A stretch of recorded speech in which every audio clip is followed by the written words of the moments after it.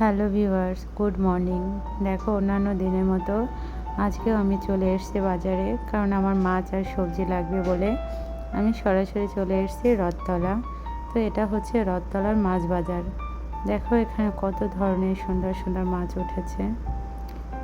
দেখো এই যে রয়েছে আর মাছ, তারপরে রয়েছে ইলিশ, চিংড়ি, অনেক মাছ রয়েছে এখানে। দেখো এটা হচ্ছে রুই, তারপরে এটা বাটা, অনেক ধরনের মাছ রয়েছে। তো আমি এই দাদা থেকে মাছ নেই, তো উনি আজকে কী মাছ এনেছে সেটা দেখার জন্য আমি ওনার কাছে এসেছি। তো এসে দেখলাম আজকে সেরকম কোনো ভালো মাছ নেই, সে কারণে আমি আর ওখান থেকে মাছ নিলাম না। পরে এই দাদা আমাকে জিজ্ঞেস করছে, বৌদি ইলিশ মাছ নেবেন না? আমি বলেছি না, আপনি আমাকে ভালো মাছ দেননি, তাই আপনার থেকে মাছ নেব না। তো এই দাদার থেকে আমি কিছু পাবদা মাছ নিয়ে আর কোনো মাছই আমার ভালো লাগলো না। তো আমি চলে এসেছি এখন রানাঘাটের এই বড় বাজারটিতে। আমি এখন এই বাজারের মধ্যে ঢুকবো। এটা হচ্ছে রানাঘাটের ভিতরে এই বাজারটি। নামটা কি আসলে আমি ভুলে গেছি, তাই আর মনে নেই, তাই মনে করে আর বলতেও পারলাম না। তো এখানে বেশ ভালো ভালো মাছ ওঠে। দেখো কত সুন্দর সুন্দর মাছ এখানে। এই বাজারটা বেশ বড়। তো এখানে আমার আর মাছটা পছন্দ হয়েছে, তো আমি এখান থেকে কিছুটা আর নিলাম। তো উনি আমাকে বলছে গোটা নিতে, গোটা নিলে নাকি একটু কম রাখবে। তো আমার এত বড় মাছের দরকার নেই, যেহেতু বাড়িতে আমার লোক কম, তাই আমি বললাম আমাকে অল্প করেই দাও। তো উনি এই মাছের অল্প করে নিলাম বলে উনি 1 কিলো রাখলো 1000 টাকা। তো কী করার, 1000 টাকা করেই আমি মাছ নিলাম। এই আর মাছটা নিলাম। তো এই ভাই এই যে সুন্দর করে বলছে যে কীভাবে কেটে দেব।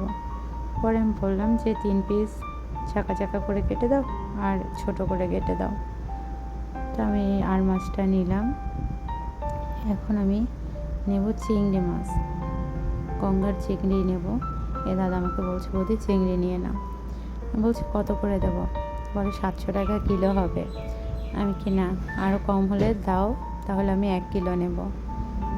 তো এই মাসি থেকে আমি কিছু এই ছোট মাছ নিলাম।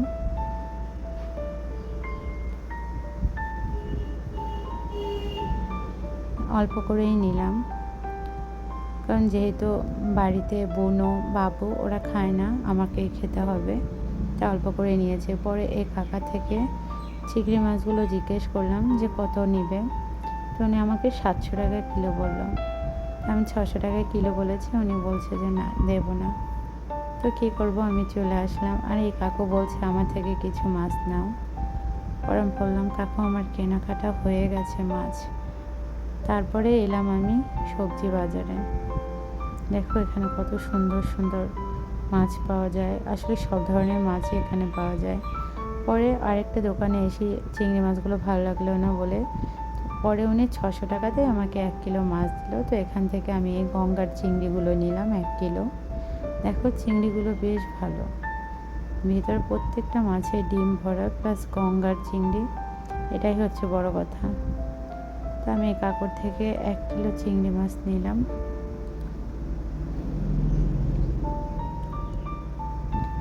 মাছ নেওয়া হয়ে গেছে, এবার আমি এলাম সবজি বাজারে, আমার কিছু সবজি কিনতে হবে তাই। তো এই দাদার থেকে আমি সবজি কিনবো। তো উনি ব্যস্ত বলে আমি এই কাকুর দোকান থেকে আমি কিছু আম নিলাম। এই আমগুলো বেশ সুন্দর, তাই না বলো? আর তারপরে এই কাকুর থেকে আমি নিলাম কচুকাঠি, নিলাম আদা, সব কিছু সবজি নিয়ে আমার আসলে কেনাকাটা কমপ্লিট। এখন আমি বাড়ি যাব। তো আমার স্কুটির পাশে এইভাবে এক একজনের স্কুটি রেখে দিয়েছে, যেটা আমি বের করতে পারছিলাম না। তো পরে এই দাদা আমাকে বের করে দিল। থ্যাংক ইউ সো মাচ দাদা তোমাকে। আর এখানে আমি রথতলা একটা দাদাকে বলেছিলাম আমার জন্য মাছ কেটে রাখতে, বাটা মাছ আর হচ্ছে পাবদা মাছ। তো অনেক কেটে রেখেছে। তো যাওয়ার পথে এই দাদা আমাকে বললো যে বৌদি আমার থেকে একটু মাছ নিয়ে যান। তারপরে আমি বললাম যে ঠিক আছে, তাহলে আমাকে ওই বেলে মাছটাই দিয়ে দাও। উনি এই বেলে মাছটা ওনার থেকে নিলাম। তো এখন উনি আমাকে কেটে দিচ্ছে এই মাছটা। তো কাটা কমপ্লিট, আমার বাজারও complete. Thank you so much guys ভিডিওটি দেখার জন্য। ভালো লাগলে চ্যানেলটিকে সাবস্ক্রাইব করুন।